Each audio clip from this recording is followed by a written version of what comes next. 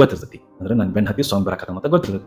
ಹಿಂಗಾಗಿ ಆ ಒಂದ್ ಜಾಗಕ್ಕೆ ಹೋಗ್ತಾನು. ಜಾಗದೊಳಗೆ ಹೋಗಿ ಒಂದ್ ಡಬ್ಬಿ ತಗೋತಾನು. ಆ ಡಬ್ಬಿನ ತಗೊಂಡ ಹಂಗ ಆ ಒಂದ್ ಬಾವಿ ಇರ್ತೈತಿ. ಆ ಬಾವಿ ಒಳಗೆ ಹಗ್ಗ ಬಿಟ್ಟಿರ್ತಾನೋ, ಹಗ್ಗದಿಂದ ಕೆಳಗೆ ಇಳ್ಕೊಂಡು ಹೋಗ್ತಾನ. ಅವನು ಮರಿಗೆ ನಿಂತು ನೋಡ್ತಾನ ಸ್ವಾಮಿ. ಇದನ್ನೆಲ್ಲ ನೋಡ್ಕೊಂಡ ತಾನೂ ಕೂಡ ಹೋಗಕತ್ತಾನ್ರಿ. ಹೊಕ್ಕಾನು ಹಗ್ಗ ಇರ್ತಾಳೆ ಹೊಕ್ಕಾನು. ಅಲ್ಲಿ ನೋಡ್ತಾನು. ಅಲ್ಲಿ ಕೇವಲ ಆಜು ಬಾಜು ಕೆಂಪ್ ರೀತಿಯಿಂದ ಕಾಣ್ತದೆ. ಇದು ಏನೈತಿ ಏನಿಲ್ಲ ಅವಂಗ ಸ್ವಾಮಿಗೆ ಏನೂ ಗೊತ್ತಾಗಂಗಿಲ್ಲ. ಅನ್ನೋದ್ರೊಳಗೆ ಸ್ವಾಮಿಯ ಕಾಲಿಗೆ ಒಂದು ಡಬ್ಬಿ ಹತ್ತತಿ. ಆ ಡಬ್ಬಿ ಒಳಗೆ ಓಪನ್ ಮಾಡಿ ನೋಡಿದ ಬಳಿಕ ಆ ಗೊತ್ತಾಗತಿ ಏನಪ್ಪಾ ಅಂದ್ರೆ ಅದ್ರೊಳಗೆ ಒಂದು ಹಿಟ್ಟಿನ ಗೊಂಬೆ ಇರ್ತೈತಿ. ಆ ಗೊಂಬಿನ ಸ್ವಲ್ಪ ಹೊರ ತೆಗೆದು ನೋಡಿದ ತಕ್ಷಣ ಅಲ್ಲಿ ಒಂದು ಅಸ್ತರ್ ಅನ್ನುವ ಒಬ್ಬ ದೇವತೆ ಬರ್ತೈತಿ.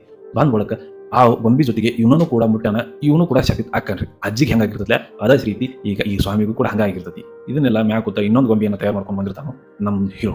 ಆ ಹೀರೋ ಅದೇ ರೀತಿ ಬಂದ ಕೆಳಗೆ ಬರ್ತಾನು. ಕೆಳಗೆ ಬಂದ ಪದ್ಧತಿ ಅವನ ಸುತ್ತಾಗಿ ಹಿಟ್ಟಿನ ಒಂದು ಸರ್ಕಲ್ ಅನ್ನು ಹಾಕೋತಾನ. ಯಾಕಂದ್ರೆ ಆ ಹಿಟ್ಟಿನ ಸರ್ಕಲ್ ದಾಟಿ ಆ ಒಂದು ಅಸ್ತರ ಬರತ್ತಿರಂಗಿಲ್ಲ. ಯಾಕಂದ್ರೆ ಮೊದಲೇ ಹಿಡಿದ ಆ ಒಂದು ಅಸ್ತರಕ್ಕೆ ಶಾಪ್ ಇರ್ತೈತಿ. ಧಾನ್ಯಗಳನ್ನ ಮುಟ್ಟಾಕ ಬಿಡುದಿಲ್ಲ ಅಂತ ಹೇಳಿ ಹಿಂಗಿರು ಶಾಪ್ ಇದ್ದಾಗ ನಮ್ಮ ಹೀರೋ ಬಂದ ಒಂದು ಸರ್ಕಲ್ ಹಾಕ್ತಾನೋ. ಸರ್ಕಲ್ ಹಾಕಿ ಆ ಗೊಂಬಿಯನ್ನು ತೆಗಿತಾನೋ. ತೆಗೆದ ಬಳಿಕ ಅಸ್ತರ ಬರ್ತಾನು.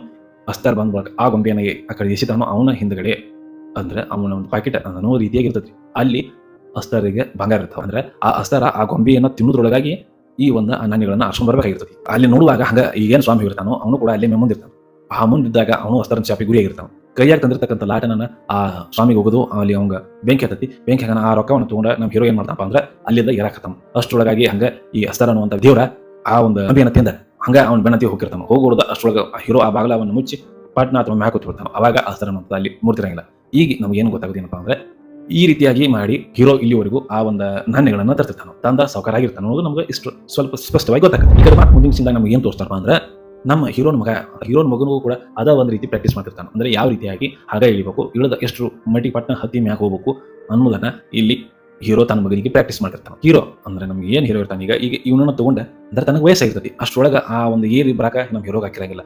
ಇನ್ನ ನಮ್ಮ ಮಗಗರೆ ಆ ಒಂದು ಇದನ್ನ ಕಲಿಸ್ಬೇಕು ಅಂತ ಹಂಗೆ ಪ್ರಾಕ್ಟೀಸ್ ಮಾಡಕ್ ಹೇಳ್ತಿರ್ತಾನೆ.